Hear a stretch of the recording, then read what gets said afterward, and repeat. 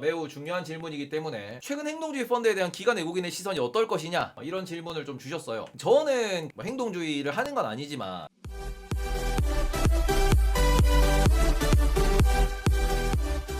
그냥 말 그대로 이제 글로벌 관점에서 투자를 진행한다 이렇게 말씀을 드리는데, 글로벌 관점이 뭐냐, 이게 결국에는 글로벌 스탠다드라고 하는, 우리가 계속 뭐 주주환원 외치고 뭐 이게 뭐 M&A, R&D 그리고는 그 유보금을 줄이고 회사 돈으로 뭔가를 하라라고, 액션을 하라라고 계속해서 이 주주가 요구하는 거잖아. 말 그대로 행동주의는 주주가 회사 요구를 하는 게 행동주의야. 미국에서도 이번에 구글을 상대로 구글의 지분 1%를 들고 있는 큰손형님이 서한을 보냈습니다. 주주 서한이라고 들어보셨을 거예요. 우리나라에서도 이번에 그 온라인 파트너스에서 SM한테 주주 서한을 보냈죠. 라이크 기획으로 돈 나가는 거 막아라. 그러니까 주주 서한을 보낸다라는 건 뭐냐면 주주로서 내가 회사에 요구한다라고 공식적인 답변을 요구하는 거예요. 자, 그럼 이런 상황에서 1% 지분을 갖고 있는 사람이 뭐 했냐? 1번 해고하라. 2번 R&D 규모를 줄여라. 3번 자사주 소각을 늘려라. 뭔 소리예요? 비용을 줄이고 이 비용 줄인 걸로 주가를 끌어올려라 요구했습니다. 주주로서 당연히 할 수 있는 거지. 이게 너네가 지금 내가 봤는데, 내가 너네 경영에 직접 참여는 못하지만 주주로서 봤는데 너네가 왜 하냐? 할 필요 없잖아. 그러니까 이거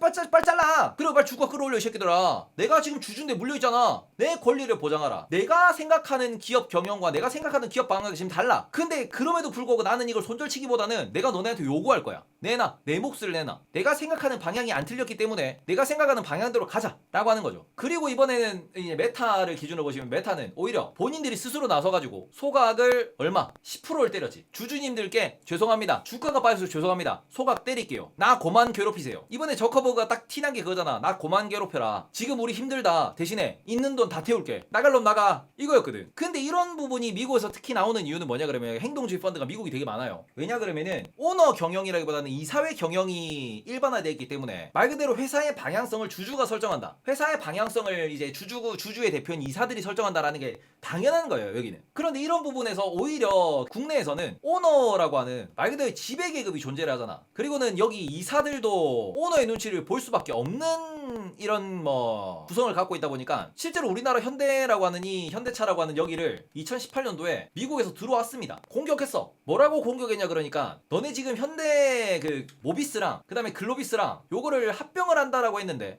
합병 비율이 마음에 안 들어. 이게 주주, 소액주주가 전혀 이게 소액주주 의견이 반영이 안 됐어. 대주주만 좋은 합병이야. 이거 합병을 반대한다. 그럼 너네 요런 비율로 회계상 정상적으로 계산해가지고 합병하라 라고 이야기를 했거든. 그때 들어왔던 곳이 그 되게 유명한 곳입니다. 엘리엇이라고. 녹색깔 그 간판을 달고 있는, 요런 간판을 달고 있는 엘리엇 형님이 들어오셨어. 지분도 무려 2%가 샀을 거야. 현대차, 현대모비스, 현대글로비스, 기아의 지분 2%씩 샀어. 돈 존내 때려박았거든. 근데 여기서는 이제 주주들이 보통 이렇게 하면 이제 올소 이렇게 해야 되는데, 우리나라는 오너 형들이, 그리고는 또 여기 뒤에 있는 국민연금이 입 셧다운하고 있지. 그 여기 있는 이사들이 다 오너 편이야. 이사회에서 이 내용이 나오니까 뭔 얘기가 나왔냐? 그럼 우리 이거 합병 이번에 안 할게요가 나왔어. 돈을 오질나게 들어왔는데, 오질나게 돈 싸들고 야 우리 한방 해먹자고 들어왔는데 그걸 안 한다 그랬어. 아직도. 그래서 모비스랑 글로비스랑 따로 있잖아. 아직도 지배구조 개편하겠다고 들어왔던 얘들이 아직도 지금 이러고 있는 중이라고. 그리고 엘리엇은 그 아주 큰 손실을 보고 2019년에 손절 때리고 나가죠. 손절. 우리나라가 이런 게 어떻게 보면 이때 뭐 이렇게까지 말씀드리면 제가 또 한경에서 잘릴 수도 있겠지만, 저는 이제 그 우리 주주님들을 대변한 입장에서 솔직하게 말씀을 드리겠습니다. 현대차가 한국경제신문의 최대 주주 중에 하나예요. 현대차가. 그러니까 말 그대로 현대차를 건드렸다라는 거는 뭐예요? 한국 경제 언론을 건드렸다는 거야. 그러고 난 뒤에 한국경제신문에서 계속 기사를 내는 거지. 오, 저 나쁜 사모펀드 놈들이 우리나라를 베껴먹으려고 들어와가지고요. 2%밖에 안 되는데 무시해도 상관없지 않냐라고 하는데, 그 공개 서한이 글로벌로 이슈가 되고 그랬잖아. 그럼 이 반응에 대해서 다른 투자자들도 보고 들어온단 말이야, 이거에 대해서. 근데 그 상황에서 어이구, 현대차 그룹은 국내 굴지의 그 계열사를 갖고 있는 범현대가로서 뭐 정치와 경제와 언론의 영향력이 어마무시하거든요. 그러니까 뭐 했어? 주 조졌지. 얘가 나쁜 놈이다. 그러니까 이때는 우리가 뭘 모르던 그 개인 투자자들이 잘 모르던 때기 때문에, 아이 저 나쁜 고쟁이 새끼가 들어와가지고 우리나라 현대차를, 그 대한민국의 현대차를 뺏겨먹으려고 합니다. 다 어떻게 보면 똑똑한 투자자였으면 어떻게 됐을까요? 맞지. 전마가 하는 말이 맞지. 너네가 잘못하는 거지. 너 너고 나가야지. 가둬야 되는데 안 됐어. 안 됐어. 그래서 뭐 이런 부분에서 놓고 보시면은 이게 그죠, 오너 주의에서 그래서 삼성이 먼저 이걸 보여주겠다라고 하는 거 아니야. 아 우리 이제 경영권 승계 안 합니다. 우리 아들이 여기 CEO가 될 일 없습니다. 라는 얘기하는 거잖아. 그러니까 말 그대로 이런 부분에서 그 구로바의 스탠다드 이게 우리나라에 확산되고 있다라고 보시면 되는 부분인데 그러면은 이걸 기관 외국인이 어떻게 볼 거냐? 외국인 입장에서는 그냥 그런 거야. 왜?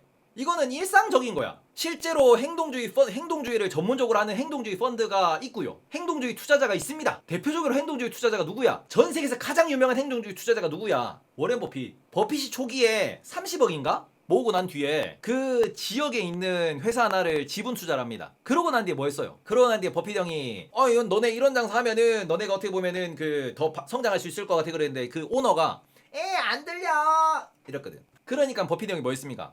야 주위에 있는 형들 다 돈 땡겨가지고 매수 산 거야. 과점 지분 과점 주주가 되고 난 뒤에 기존에 있던 그 대표 나가하고 난 뒤에 본인이 회사를 바꿔가지고 해변가 받고 팔았습니다. 그러니까 이게 본인이 행동을 실제로 하면서 이거를 기업 가치를 끌어올리는 거예요. 이게 행동주의입니다. 이게 행동주의야. 그렇게 말했겠어라고 하는데 그지 네가 뭔데 이런 느낌이죠. 야 그 워런 버핏 30대 때 40대 때 이때니까 네가 뭔데 나한테 감나라 배나라야? 네가 이 사업을 알아? 돈만 많은 새끼야? 이러면 이제 내가 이 워렌 버핏인데 말이야. 주변에 전화해가지고 이거 스승님, 선배님, 형님, 아우님 돈 좀 줘봐. 긁어서 박살 냈고요. 오너도 돈 벌었겠다라고 하는데 오너의 지분을 파괴적으로 샀지. 그러고는 그 오너도 뭐 돈 벌긴 벌었겠지만 지분을 그 중간에 먼저 넘기지 않았을까요? 아무튼 지금도 보시면 그러잖아요. 본인은 소유하기 위해서 투자한다. 행동주의 소유하겠다라는 거잖아. 소유하고 난 뒤에 뭐합니까? 처음에는 경영권에 대해서 전혀 언급 발언 안 해. 근데 개판 치면은 손절하던가 아니면은 경영자를 바꿔버려요. 그게 행동주의야. 그게 우리나라는 경영자 사장 회장 못 바꿔. 이 부분이 행동주의에서 문제가 되는 거야. 이게 우리나라가 행동주의가 안 된다고 하는 거야. 대표를 바꿀 수가 없잖아 주주들이. 근데 이런 부분에서 놓고 보실 때 우리가 지금 국내 행동주의 투자자는 조금은 아직까지는 좀 미흡하다라고 생각을 합니다. 외국인들 입장에서는 일상적이라고 볼 수 있는 부분인데 이 부분이 국내 기준에서는 기존의 허들이 너무 높아요. 오너들의 허들 재벌들의 허들이 너무 높아. 그러니까 때릴 수 있는데도 좀 한정적이기도 하고 이거는 어떻게 보면 문화로 바뀌어 나가야 된다라는 관점으로 보시는 거지. 국내 기관 입장에서는 뭐라고 보냐 그러면은 아이고 니들이 아무리 때려봤자 저 형님들은 안 바뀐다. 부자는 망해도 3대가 간다. 내 오너 왜 내 회사의 최대 주주가 한 달이 건너면 다 대기업들인데 기관형들이 아이고 행동주의 열심히 해라 잘해라 뒤에서 돈 밀어드릴게요. 못해요. 못해. 국내 기관형들은 이걸 보면은 저게 맞는 소리긴 한데 맞긴 맞는데 우리는 여기서 뭐 콩고물이나 먹고 주가 올라가니까 뭐예요? 내 인센이나 받고 내 일신 편하면 되지. 대한민국의 자본시장이고 나발이고 난 모르겠다. 이게 기관이에요. 제가 오죽 답답했으면 그 얘기합니까? 맨날 말하잖아. 은행에 소속되어 있는 증권사의 센터장이라는 분이 나오셔가지고 은행 투자를 왜 해요라고 얘기하는 게 대한민국이야. 이게 우리나라 기관의 그 현 주소예요 지금. 그잖아. 이걸 당당하게 나와서 얘기하고 있어. 아니 우리나라 은행이 글로벌 기준에서 주주환호도 낮고 그러고는 주주환호 확대할 여력도 있고 실적도 잘 나오는데 이걸 오히려 다니고 있는 센터장이라고 하는 그 몇십 년 되신 분이 나와가지고 대한민국 은행 투자 왜 합니까? 이러고 있어 지금. 아니 개인은 은행 투자하는 거 아닙니다. 이러고 있습니다. 자사주 소각을 한다는데도 개인은 은행 투자하는 거 아닙니다. 이러고 있어. 기관들 우리나라 행동주의 펀드가 그래 하잖아. 이런다니까 재벌이 셀까 너거 행동주의가 셀까? 재벌이 세다고 생각합니다. 한국 기관은. 외국인은 이게 당연히 일상이야. 외국인 당연히 전의 전쟁이 맨날 일어나는 게 월스트리트란 말이야.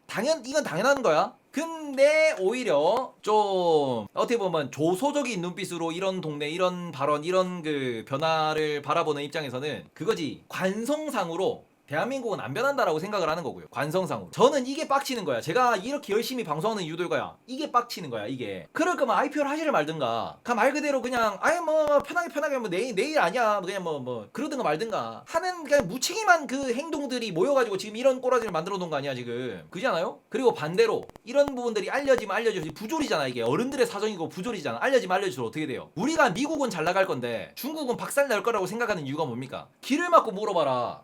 거의 대부분의 사람들이 미국은 잘 나간다라고 생각을 하지만 미국은 성공할 거라고 생각을 하지만 중국은 안 될 거라고 이야기를 해. 왜? 중국은 뭔가 꼬롬해, 뭔가 불투명해, 뭔가 관행이라는 이유로 개소리 쌉소리를 너무 많이 해. 그러니까 안 될 거라고 하는 거지. 왜? 우리는 지난 역사를 되돌아봤을 때 이런 왕조, 이런 뭔가의 행동을 하는 위인들 그런 사람들은 망했으니까. 그지 않아요? 그게 지금 미국에 대한 바라보는 우리들의 개인들의 감정 혹은 우리들의 평가고, 왜? 미국은 투명하게 돌아가니까. 반대로 중국은 불투명하게 돌아가니까. 얘들은 안 될 거야. 한계가 있을 거야. 얘들은 될 거야. 라고 평가를 하는 건데, 한국은 어딜까? 한국은 여기에요. 아직 여기 못 갑니다. 한국은 여전히 여기야. 요새 보면은 장이 지금 더럽게 진행되면서 더럽게 좀 이렇게 이동하면 움직이면서 요새 특징주 혹은 단독 기사 뉴스 존내 많이 나와요. 장 열려 있을 때. 오늘도 뭐더라? 삼성이 어디 뭐 M&A 할 수 있다 그러면서 20몇 프로 간 종목이 있더만. 공시도 아니고 뉴스로 띄웠더만. 그 뉴스 누가 띄웠을까?를 생각을 해보세요. 그 뉴스 누가 띄웠을까? 지분 많은 사람 띄웠겠지. 뉴스도 기자 이름 기억해두면 재밌는 거 많다. 진짜 많아요. 쓰는 사람은 계속 써요. 쓰는 사람은 그런 것만 써요. 옷 벗으면 땡이거든. 저는 그래서 지금 뭐 이런 부분에 있어가지고 결국에는 변화해야 되는 포인트라고 생각은 하지만 변화가 쉽지는 않을 겁니다. 변화가 정말 어려울 거예요. 다만 우리가 꼭 기억하셨으면 좋겠는 거는, 저는 이렇게 표현해요. 더러워서 피하는 거예요. 그지? 내가 그 똥밭에 굴러도 이승이 낫다라고 하지만 굳이 내가 이승에서 똥밭에 안 굴러도 돼. 왜? 꽃밭이 옆에 있거든. 주주원원 잘하고 이게 뭐 같이 성장하고 막 주주한테 막 이런 거 있단 말이야. 이런 게. 그러니까 소위 말해서 꽃밭이 존재하는 상황에서 왜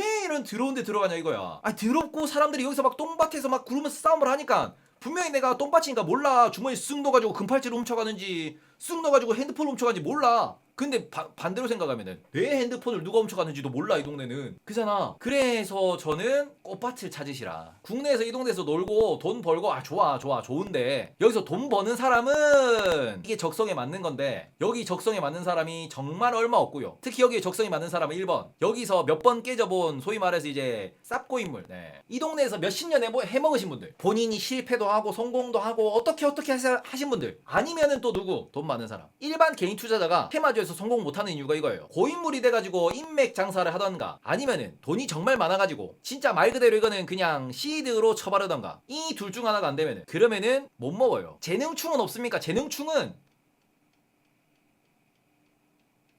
이 정도예요. 재능으로 성공하시는 분들은 이 정도입니다. 참 이게 그 재능으로 성공한 사람은 10만 명, 100만 명 중에 한 명밖에 안 나와요. 진짜 안 나옵니다. 그래서 저는 그저 이게 맨날이 막 보수적으로 말씀을 드리고 막 이렇게 막 제발 말씀드리는 것도, 행동주의 하면 좋지. 돈 많아서 행동주의 하고 뭐 그걸로 뭐 주목받고 하면 좋은데, 가장 핵심은 아직까지 행동주의 펀드를 바라보는 투자자들의 시선 자체가 되겠냐. 그러니까 이런 것들이 좀 어떻게 보면은 좀 우리나라의 한계이고 이걸 깨 부숴야 되는 벽이다라고 보셨으면 좋겠고요. 제가 내일도 동강님을 만나는데, 동강님이 대단한 이유가 이거야. 재능으로 올라왔거든. 재능으로 성공했잖아. 그러니까 저는 어떻게 보면은 진짜 그냥 열심히 모아서 열심히 공부해서 열심히 투자해서 이마에 만들어 놓은 건데, 정말 그러니까 열심히가 아니고 피를 토하면서 해야 그 정도를 하는 거거든. 저는 그 정도로 할 자신 없어. 몰라요. 그럴 이 실력이 안 되는 건지 아니면 그럴 열정이 없는 건지 모르겠는데, 대단하신 그런 몇 분들이 존재를 하고, 그러고는 대부분은 돈 있을 때 들어와서 조금 벌고 많이 기뻐하고, 그러고는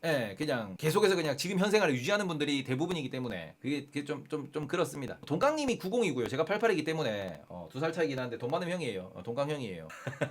돈 많은 형입니다. 이번에 친구하자. 아니, 형제를 맺어야지. 의형제를 맺는 대신에 제가 동생으로 들어가야죠. 이 동네는 그 돈 많은 형이야. 이렇게 좀 말씀을 드리고, 자, 아무튼 어쨌든 마지막 다시 보기는 그 주주 행동주의 투자 꼭 성공하세요.